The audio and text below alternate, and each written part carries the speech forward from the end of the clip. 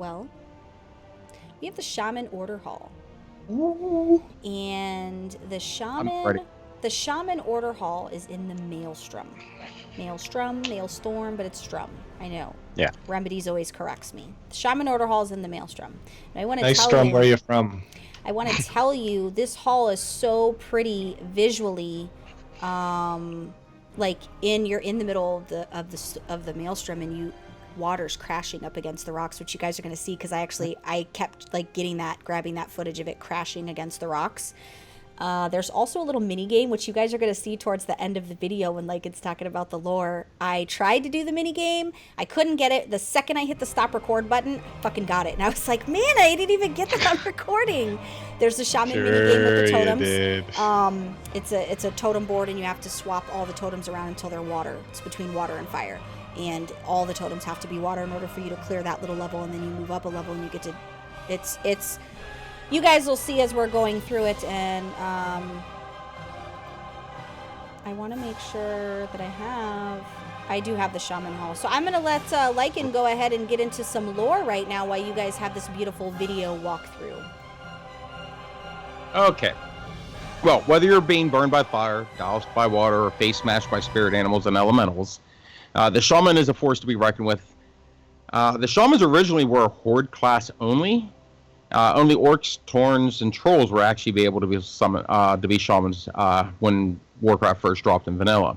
The orcs trained the Taurn and the trolls in the ways of the elements, even though the trolls had already had that connection with the elemental plane already, but they brought their knowledge over from Draenor.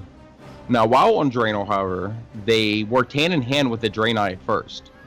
When the Draenei had landed on Azeroth, they brought the power of the elements to the Alliance, and giving that balance between the two factions, along with the Blood Elves being able, because they extracted the power from the light from the Naru that they had, to become paladins. Now, the Shamans have always been revered as visionaries in their respected races. They're able to commune with the dead and the elements in an attempt to achieve a balance. Their relationship with the elements helped them in battle and also at peacetime. Shamans do not force the elements to do their will, but ask for their guidance and their power to overwhelm their enemies. During the time of the corruption of the orcs, that connection with the elements was all but lost. Ner'zhul and Gul'dan, as a matter of fact, were both shamans, and very powerful ones at that as well. Unfortunately, Kil'jaeden had took on the form of the orcs' ancestors and convinced them that the Draenei were their enemies. As the slaughter of the Draenei continued through Draenor, the spirits and the elements turned their backs on the orcs and left them without that connection. Until Thrall. As the orcs had lost their powers, they had managed to turn to the Fel magic and become warlocks. Many did try to return to shamanism, but the elements actually ignored their pleas. One orc child, though, would change all of that. A lone Frostwolf clan child was left freezing in the snow after his family was murdered. He would be taken captive by humans and forced to fight in a gladiator-style arena. A formidable foe without a name or history became the most powerful shaman to date, and his name was Goel. Now, the humans had named him Thrall, which actually means slave in English, and he was able to overcome his captors and free his fellow orcs. He took on the mantle of War Chief of the New Horde, and basically the rest is history. Thrall's wisdom and knowledge, though, was the reason the elements began speaking to him. Now able to commune with the spirits, shamanism was back and was better than before as well. Shamans can be two of the three roles within the Warcraft universe. As a healer, they use the elements to cleanse the corruption and injuries from their targets. They may also be a ranged and melee damage dealer. Using the forces of the elements in their ultimate fury, elemental shamans can rain down destruction and basically shake the earth underneath their targets. As a melee, they call upon the spirits to fight by their sides. At one time, shamans were actually thought to be a tanking class. With enchantment like Rockbiter and some of the old talent choices, it was almost actually a valid choice. They were able to tank instances up to level 60, but once you hit the level 60 mark and going into BC, it became unfeasible. Unfortunately, with the lack of hard armor choices, though, this really just faded into oblivion, and I don't even think you can do the Rockbiter enchantment anymore. Shamans are getting some very powerful weapons in Legion with their respected classes. Rest of the Shamans will be getting the Scepter of Ashara, which is Queen Ashara herself created this weapon long before her corruption and the transformation to the Naga Queen that we know her as. It is filled with the actual waters from the Well of Eternity itself, and is rumored to be one of the most powerful staffs out there. Elemental Shamans will get the Fist of Ra-Den. Ra-Den is a newer character that was he's been around for quite some time, but was recently reintroduced with Mists of Pandaria. Aman'Thul, which is the leader of the Titan Pantheon, gave this weapon to his greatest servant, Ra. Ra actually used it to give life to the Mogu.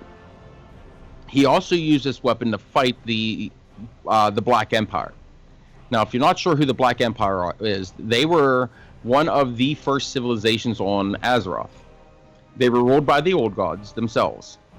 Though they were defeated, remnants may still be seen actually on Azeroth. If you remember in Northrend, there was a group called the Faceless Ones that we saw throughout many of the instances and right beneath the Frozen Throne itself. And then there's the insect races of the Akir. Now you can think of Silithus and Encourage raids for that as well, and you'll understand who they are. And they are still the last remnants, and we can still go into those two raids and see their empires down there. Last, but certainly not least, is the Enhancement Shaman weapon, Doomhammer. Now, I could spend an hour alone describing this weapon. Doomhammer was forged in pools of lava.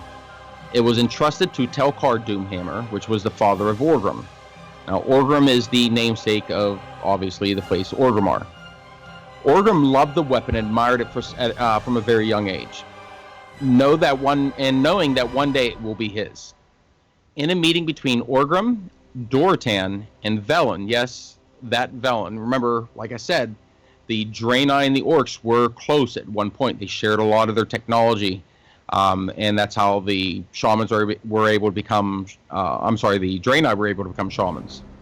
Orgrim told a prophecy about this weapon, and he said, "The last of the Doomhammer line will use it to bring first salvation, and then doom to the Orc people.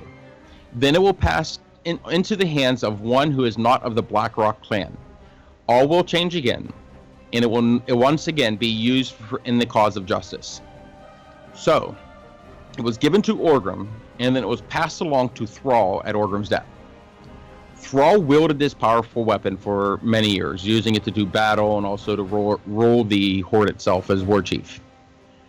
Thrall was able to become one of the most powerful shaman and ascend to the aspect of Earth as well.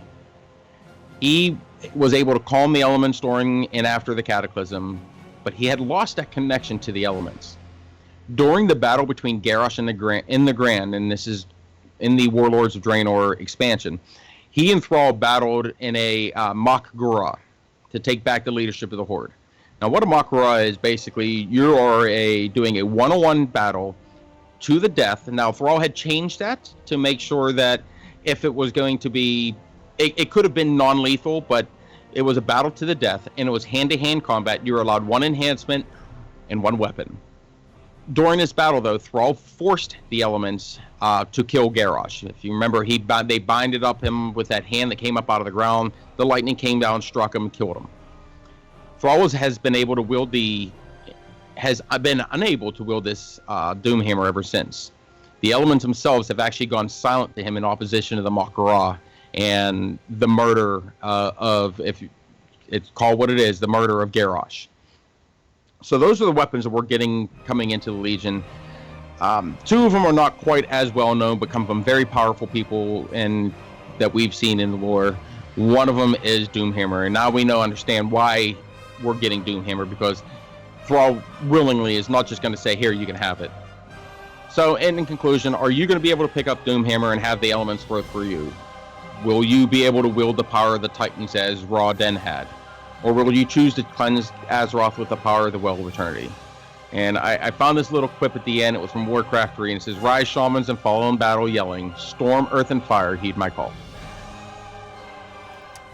That was fabulous. We still have a little bit more on the video, so I figure we could talk about a little bit of how we feel. I know Bloke felt like I think it could have been, you know, a little bit better. Now, okay, here's the part, guys. This is this is the part with the flipping of the totems, and you have to be real strategic. I didn't figure out the way that the totems flipped until towards the end when I was like, oh, now that makes a lot of sense. But as you see, there's a lot of back and forth. This is just a little mini game that was added, so it was pretty fun. Looks like a Minesweeper. Yeah, it was pretty fun just to have something to do while you sit in there. There's several levels. Literally, when I hit the stop button, I beat it, and I was on Zoom and I was very mad because it's like I didn't even get to catch that, and I tried to replicate it, but I was already on the second level, and the second level's harder than the first. So I thought this was something neat. I didn't notice if there was any other. I don't think there's any other mini games in the halls I've done so far that I didn't notice, unless they were just there using the Shaman as a test one to see how people liked it. If you're already standing in your hall and you're bored, or you're waiting for a queue, I think when they said mini games, we all thought like Farmville or some other stuff that was happening. But it was really, really nice. And as you see, at this point, I'm really frustrated because I now have one line of these fire totems, and I'm pissed off because I don't understand what I'm doing. And then I realized that I needed to start in one corner and I needed to push all the way out, which is basically that's what's happening during this very long video. So yeah, I do want Panda Pop in my order hall already. So now you guys got to see. I don't think there was anything much after that, so I think we can go ahead and get back on track. But now you guys got to see what it looks like, and we had some awesome lore.